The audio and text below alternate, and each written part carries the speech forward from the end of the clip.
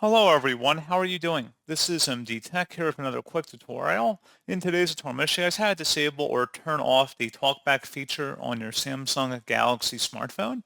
So this should hopefully be a pretty straightforward process here, guys. And without further ado, let's go ahead and jump right into it. All you have to do is swipe up on your home screen and select the Settings gear button.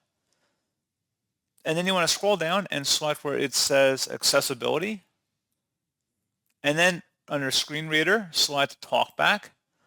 And then you just would toggle the talk back to the off position like you see on my screen. So you would click inside the oval and then it would say, do you want to disable talkback? You would select yes or disable. And then you would have it disabled like you see on my screen. So pretty straightforward process, guys. And as always, thank you for watching. I do hope that I was able to help you out. And I do look forward to catching you all in the next tutorial. Goodbye.